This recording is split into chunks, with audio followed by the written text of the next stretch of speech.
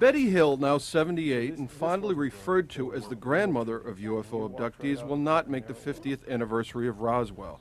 But her belief that a flying saucer went down in that desert has never wavered. In many ways, she says, it was just an ordinary UFO crash, carrying travelers much like those who encountered Betty and her deceased husband, Barney. September 19, 1961. Barney and I driving home from Montreal, saw a strange light in the sky, which changed direction, came in, started following us. In an area known as Indian Head, it came out over the highway, stopped in midair, and Barney got out with the binoculars in an attempt to identify this craft. You know, the old-fashioned straw hats that men used to wear, the flat crown and the brim, that's what it was shaped like. And then along one side, it had a big, big picture window. And it had dividers in it. And as he's looking up at it, and he could see people standing in the windows looking down at him, and the craft began to descend, and he had the feeling they were trying to kidnap him. He ran back to the car. We went speeding down the highway to avoid capture, and then later, they were standing in the middle of the road, blocking our way. This is what we saw when the car motor stalled out. I see. And they're separating and coming up towards us. This is your view, then, of the UFO people from out your car window? Right. Okay, so I count. This is our first view. There's about a half dozen there. Actually, there were 11. Talk to me about the features in here and what you remember. I mean, look at this one's face in particular. Tell me what we see there. You can see they're very human appearing. Yeah. Only here, you know, the eyes are wider spaced than ours.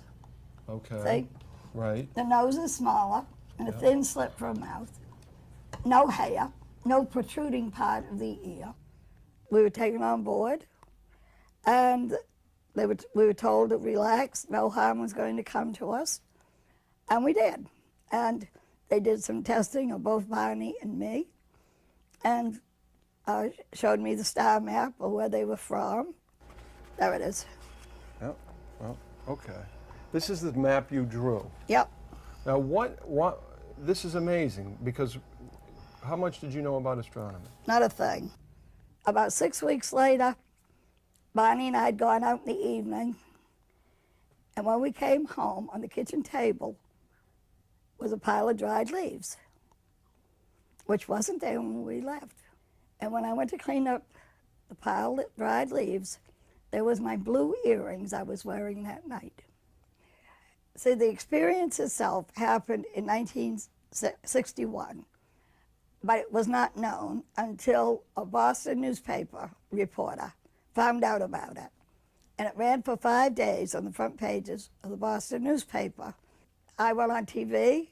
I was questioned by F. Lee Bailey. And then I sat down and had lie detector testing in front of the whole country. And I had very, very high ratings for honesty and truthfulness. Whether you believe her or not, Betty still gets letters from well-wishers and UFO investigators the world over. This is an investigator from France. Sometimes there'll be a knock on her door, a fan dropping by for an autograph.